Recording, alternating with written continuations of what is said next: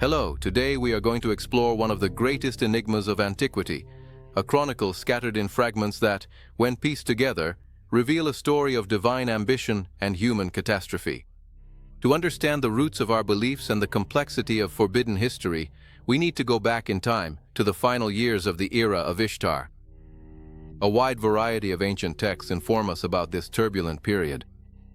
Together, these writings create an account of incredible and dramatic events: the usurpation of supreme power on earth by a goddess, the desecration of Enlil's Holy of Holies in the city of Nippur, the forbidden entry of a human army into the fourth region, and even an invasion of Egypt. We see the emergence of African gods in Asian domains, rebellions among the immortals, where human rulers play tragic roles and human blood was mercilessly shed. But who, in fact, were the protagonists of this chaos? And how did their wars shape our world? Faced with the rise of her ancient adversary, the goddess Inanna was determined not to surrender her empire. First placing Sargon's eldest son on the throne, and then another son, counting on the support of the vassal kings who ruled the mountainous lands to the east, she fought for a new kingdom.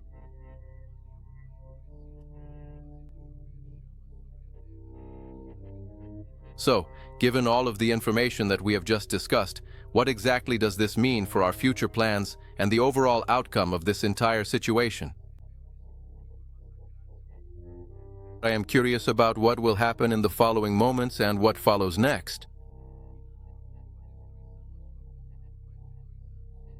Until the gods decided that the only way to stop the carnage was to force Marduk back into exile. He had returned to Babylon when Sargon tried to take part of its sacred ground and fortified the city, especially modernizing the underground water system, making it impossible to besiege. Unable or unwilling to remove Marduk by force, the Anunnaki turned to Nergal, his brother, asking him to scare Marduk into abandoning the throne of Babylon. These crucial events are recorded in a text that scholars have titled the Epic of Erra, since in it, Nergal is called Erra.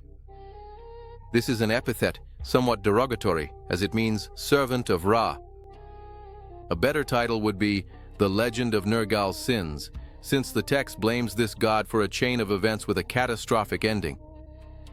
In any case, it is a source of incalculable value for us to understand the events that were the prelude to the disaster.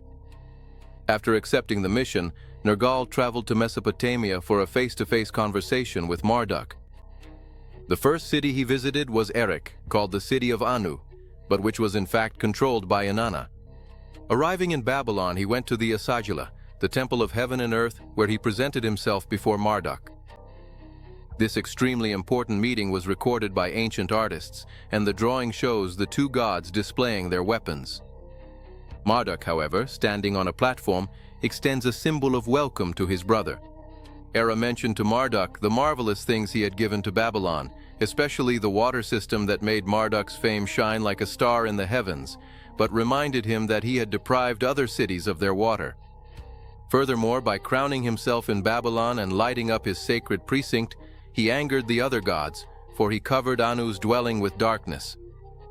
Therefore, Nergal concluded, Marduk would not be able to continue acting against the will of the other Anunnaki, and, above all, against the will of Anu. Marduk then explained why he had to take such measures, saying that after the flood, the decrees of heaven and earth were lost. The cities of the gods across the vast land changed position and did not return to their original locations.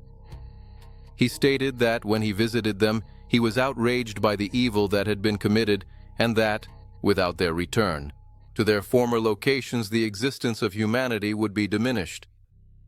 He felt that he needed to rebuild his residence, which had been swept away by the flood. Among the post-flood disorders that troubled Marduk were some mistakes made by Erra himself in handling certain divine artifacts. He questioned where the instrument for giving orders was, the oracle of the gods, the sacred scepter, and the sacred radiation stone that disintegrates everything. And Marduk went on warning that, if he were forced to leave, on the day he left his seat of government, the well system would stop working, the waters would no longer rise, daylight would turn into darkness, confusion would arise, the winds of drought would appear, and disease would spread. After some arguments, Erra proposed to return the artifacts of heaven and earth to his brother if Marduk would personally go to the lower world to retrieve them. And as for the works in Babylon, he assured that there was no reason for concern, since he would only enter Marduk's house to erect the bulls of Anu and Enlil at its gate, statues that were indeed found during excavations, and he would do nothing to harm the water system. Marduk heard the promise made by Erra and saw its advantages. Thus, he stepped down from his throne and set his course for the land of mines, the dwelling place of the Anunnaki. Marduk agreed to leave Babylon. However, no sooner had he made this commitment than Nergal broke his word. Unable to resist his curiosity, he entered the Jigunu, the mysterious underground chamber that Marduk had forbidden him to enter. Erra withdrew. From there, he took the brilliance, the source of radiant energy, and, as Marduk had warned, the day turned dark. The water system stopped working, and soon the lands were dry, and the people were doomed to die. All of Mesopotamia was affected, and Ea, Sin, and Shamash, in their respective cities, were alarmed, filled with anger against Erra. The people made sacrifices to Anu and Ishtar, but it was all in vain. Ea, Erra's father, reproached his son's actions, asking what he had done now that Prince Marduk had left the throne.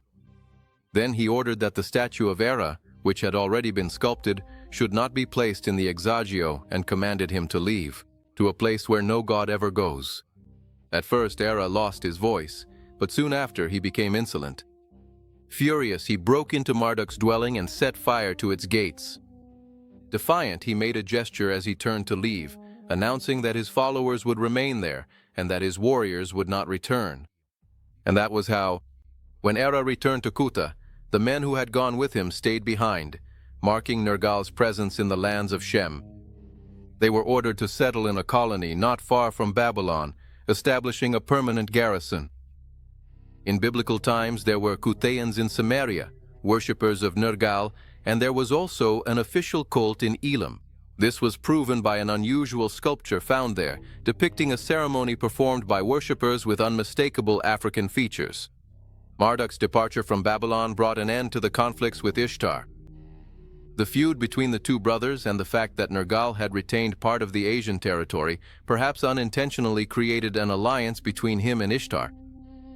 The series of tragic events that no one could have foreseen and that possibly no one desired was thus determined by chance. And it pushed the Anunnaki and humanity even closer to the final disaster. With her authority restored, Inanna renewed the monarchy in Akkad and placed on the throne a grandson of Sargon, Naram-Sin, whose name means the favorite of Sin. Seeing in him at last a worthy successor to his grandfather, she encouraged him to seek greatness.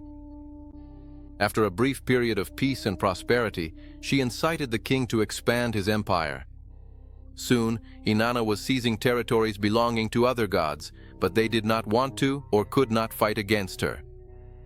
A hymn dedicated to the goddess states that the great Anunnaki gods fled from her like disoriented bats and could not stand before her face. Frightening. Several stone carvings in the annexed territories depicted Inanna as the cruel conqueror she had become. At the beginning of the campaigns, Inanna was still called the beloved of Anu. However, her advance began to change in nature, ceasing to be merely a containment of rebellions and becoming a calculated plan to achieve supremacy. Two sets of texts record the events of that time, and both indicate that Inanna's first target, outside of those permitted, was the landing site in the Cedar Mountain. Being a flying goddess, she was quite familiar with the place. Then she burned the great gates of the mountain and, after a brief siege, obtained the surrender of the troops who were waiting. According to what is recorded in the inscriptions of Naram-Sin, Inanna then returned south, following the Mediterranean coast, subjugating city after city. The conquest of Jerusalem, the mission control center, is not specifically mentioned, but the goddess must also have been there. For it is recorded that she continued on to capture Jericho, located near the strategic crossing point of the Jordan River and the fortress of Tel Asseh. Gasu, Jericho, the city dedicated to Sim, had also rebelled. The Old Testament is full of warnings against turning to foreign gods, and the Sumerian text conveys the same prohibition to us. The people of Jericho, after having made the solemn promise to worship Sim, Inanna's father, swore allegiance to another foreign god. The surrender of this city of palm trees to Inanna, who appears heavily armed, was engraved on a cylindrical shield after the conquest of southern Canaan and was at the gates of the fourth region. The area of the Sargon spaceport will not dare to cross the forbidden line. But Naram did, encouraged by Inanna, and crossed it. A royal chronicle of Mesopotamia records this. It attests that Naram not only entered the peninsula, but also invaded the land of Magan, Egypt. He marched against the city of Apichal, breached its walls, and personally captured the king and his vizier, then marched against the land of Magan and captured King Mano-Danu. The accuracy of this Babylonian chronicle has been widely confirmed. As incredible as it may seem, it tells that a human king with a human army crossed the Sinai Peninsula, the fourth region, which was restricted to the gods. Some experts claim that Naram-Sin could have used the road that followed the Mediterranean coast, later called the Via Maris. However, certain alabaster vessels with Egyptian designs found in Mesopotamia and Elam identify their owner as Naram-Sin, king of the four regions. The fact that he began to use this title confirms not only the conquest of Egypt, but also suggests the inclusion of the Sinai Peninsula in his sphere of influence. A foreign invasion that occurred around the time of Naram-Sin is recorded in Egyptian documents. These texts describe a troubled and chaotic period. In a papyrus known as the Admonitions of Ur, we find the words that strangers came to Egypt and the nobles were full of lamentations. This was the time when the center of worship and the monarchy shifted from Memphis Heliopolis to Thebes in the south. Scholars call this century of disorganization the first intermediate period. But how could Inanna, with her apparent immunity, meddle in the Sinai Peninsula and invade Egypt without encountering opposition from the gods of that region? The answer lies in a detail from the inscriptions of Naram-Sin, which has puzzled scholars. The apparent veneration of an Egyptian god, Nergal, by a Mesopotamian king. A lengthy text reveals that Naram-Sin went to Kutha, the center of worship for Nergal, in Africa, and there he ordered a stele to be erected recounting his visit to the site to pay homage to the god. The recognition of Nergal's power and influence far beyond the borders of Africa is evidenced by the fact that in the treaties made between Naram-Sin and provincial rulers, his name is mentioned among those of other gods to serve as witnesses. And in an inscription concerning Naram-Sin's march to the Cedar Mountain in Lebanon, the king attributes the success in conquest and freedom to Nergal, not to Iskur, stating that the god Nergal opened the way for the mighty Naram-Sin. This intriguing emergence of Nergal as an influential Asiatic deity and the audacious march of Inanna's protégé all the way to Egypt has only one explanation. While Marduk turned his attention to Babylon, Nergal assumed a preeminent role in Egypt. With Marduk's return, a bitter enmity arose between the two brothers, which led to an alliance between Nergal and Inanna. Both, however, soon found themselves facing opposition from the other gods. An assembly was held in Nippur to address the harmful consequences of Inanna's incursions. Even Enki agreed that she had gone too far. Then Enlil issued an arrest warrant and called for the goddess to be put on trial. We learn of these events from a chronicle entitled The Curse of Agade. Deciding that Inanna had truly crossed the line, the word of the Ekur, Enlil's sacred precinct in Nippur, was pronounced against her. But Inanna did not wait to be captured and fled from Agade, abandoning her sanctuary. When a delegation of the great gods arrived in Akkad, they found only an empty temple and could do nothing but remove from the place her attributes of power.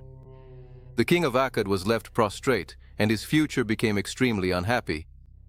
Then, Naram-Sin had a vision, a communication from his goddess Inanna, which he kept to himself for 7 years. Did Inanna go to seek out Nergal during her 7-year disappearance? The text does not answer, but we believe that only there could she find sanctuary to escape Enlil's wrath.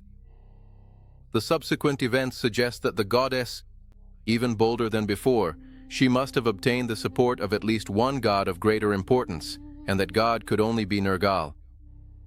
It seems quite plausible that Inanna hid herself in Nergal's African domains. Everything indicates that the two ended up forming a new alliance, which would bring a new arrangement to the divine domains. An ancient text acknowledges that Inanna had overthrown her rules and regulations and declared herself the supreme deity, a great queen of queens. Announcing that she had become greater than the mother who bore her, and even greater than Anu, Inanna followed her declarations with actions and seized Wayana, the house of Anu, in Erech, aiming to dismantle this symbol of the supreme god's authority. The coup d'etat against Anu was accompanied by an attack on the headquarters and symbols of Enlil's authority. Inanna tasked Naram-Sin with carrying out this mission. The attack on the Ekur in Nippur and the resulting fall of the city of Akkad are detailed in the text, the Curse of Agade. From it, we understand that after waiting 7 years, Naram-Sin received other oracles and changed his course of action. He defied the word of Enlil, crushed those who had served him, and laid a castrating hand upon the Ekur, capturing the seemingly defenseless city. Naram-Sin plundered it like a bandit and invaded Enlil's Holy of Holies. The people could now see his sacred cell, a chamber that had never known light, and the Akkadians were able to behold the god's holy vessels. Naram-Sin threw them into the fire and carried off the city's possessions. The terrible sacrilege was complete. Enlil, who was far away, lifted his eyes and saw the destruction of Nippur. Then he ordered the hosts of Gutium, a mountainous land, to attack Akkad, destroying it completely. The hordes descended upon the Akkadian region like locusts, and nothing escaped their hands. Those who slept on the rooftops died on the rooftops. Heads were crushed, and the blood of traitors flowed over the blood of the faithful. Once again, the other gods interceded before Enlil, asking him to let the other cities survive. When Enlil finally agreed, 8 great gods gathered to curse Akkad, the city that dared to attack the Ekur. The gods decreed that it should be swept from the earth, and Akkad remained forever a desolate site. As for Inanna, in the end, her parents managed to calm her heart. Nannar came to take her back to Sumer, while her mother prayed for her. The gods and the people pleaded with Inanna to stop with the innovations, and she accepted their plea.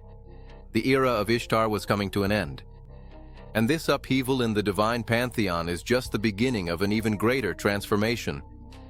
Before we move on to the era of the great builders and forbidden weapons, if you're fascinated by this journey through the lost texts, leave a like and subscribe to the channel. What's coming next? It reveals secrets that connect the pyramids of Egypt to the towers of Babylon. All the evidence suggests that Enlil and Ninurta were far from Mesopotamia when Naram-Sin attacked Nippur, but the hordes that devastated Akkad were Enlil's hosts. The king lists call the land from which these avengers came Gutium, described as men who emerged from camps in the dwelling place of Enlil. For 91 years and 40 days the Gutians ruled over Mesopotamia. It seems that Lagash, the only Sumerian city to escape being sacked, was their headquarters. And it was from their base in Lagash that Ninurta began the process of restoring agriculture and the irrigation system. This chapter of history can be called the Era of Ninurta. The focal point of this era was Lagash, which Ninurta turned into an important center where his ideas of law, order, morality, and justice could be put into practice. Ninurta appointed human viceroys to assist him in this task. The history of Lagash records a dynasty whose uninterrupted reign for half a millennium began 3 centuries before the rise of Sargon. Lagash was an island of stability and a major center of Sumerian culture, where traditions of festivals and ethical reforms originated. Lagash had escaped devastation not only because it was the center of Ninurta's worship, but also due to the military feats of its people.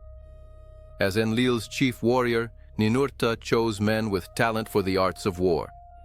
One of them, Eannatum, was a master of tactics. The steles show him leading a war chariot and his troops wearing helmets and maintaining a tight formation. Eannatum's victories impressed even Inanna. When the Gutians left Mesopotamia, Lagash experienced a new period of flourishing. A ruler named Gudea is famous for his numerous inscriptions. According to them, the lord of Girsu appeared to him in a vision alongside his divine black bird, and expressed the desire to have a new temple, the Aninu. Gudea received divine instructions, including the temple's blueprint, delivered by a god whom he later learned was Ningish Zida, who was holding a tablet made of precious stone. The structure contained a reinforced platform to support the landing of Ninurta's aircraft. The involvement of Ningish Zida, son of Enki, associated with healing and magical powers, carries profound significance. As we have already suggested, Ningish Zida was none other than Thoth, the Egyptian god, guardian of the blueprints of the pyramids of Giza. Ninurta wished to reaffirm his position by building a 7-story pyramid in Lagash and invited Thoth to design it. Ninurta's era was an interlude.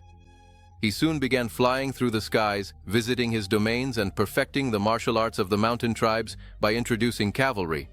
Inanna took advantage of his absence to try to bring the seat of monarchy back to Erech. The attempt failed, but the story reminds us of the legend of Excalibur.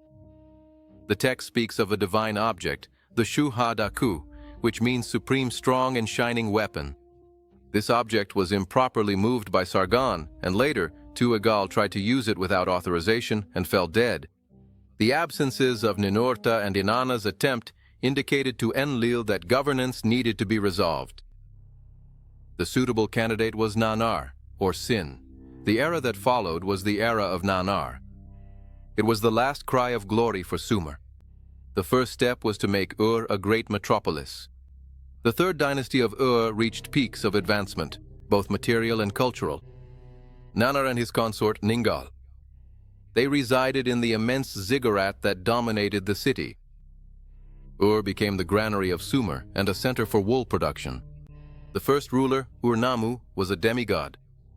He instituted a moral renewal, proclaiming a new code of justice. Enlil entrusted him with the guardianship of Nippur and the reform of the Ikur. Ur-Nammu also restored temples in various cities, except Lagash and Babylon. Despite the prosperity, there was a war panel among the city's ruins. The inscriptions reveal that Enlil granted Ur-Nammu the divine weapon to subdue wicked cities. Ur-Nammu, becoming a powerful warrior, met a tragic death on the battlefield, betrayed by the gods and abandoned. His successor, Shulgi, began by seeking peace and divine reconciliation. He saw himself as a second Gilgamesh and traveled to the Sinai Peninsula, building altars at sacred sites. However, as the years went by, he became arrogant and was seduced by Inanna. He sought military support in Elam, but the Elamites brought about more wars. Shulgi was sentenced to death as a sinner in 2048 BC. His successors, Amarsin and Shusin, faced uprisings and wars. Amarsin died from the bite of a serpent or a scorpion. Shusin built a wall and large vessels preparing to flee. When the last king, Ibisin, ascended the throne, invaders were already attacking. As had happened before, Marduk waited in the shadows. Believing that his time to achieve supremacy had finally come, he left exile and led his followers back to Babylon. Then, terrifying weapons were used, and a disaster, rivaled only by the flood, befell humanity. The story of these gods and kings, filled with wars, betrayals, and divine interventions, leaves us with a troubling reflection. If the ancient chronicles describe with such precision names, cities, and battles confirmed by archaeology, what else? Hidden between the lines about divine weapons and flying ships, could there be the purest truth, now forgotten? Could the myths be nothing more than the traumatized memory of a humanity that witnessed the conflict of beings far more powerful than we ever imagined? Thank you for watching the video. If you enjoyed it, please leave a like and subscribe to the channel to support us, and become a member to get exclusive access to audio versions of our material. This helps us a lot. Don't forget to turn on notifications so you don't miss any content. See you next time.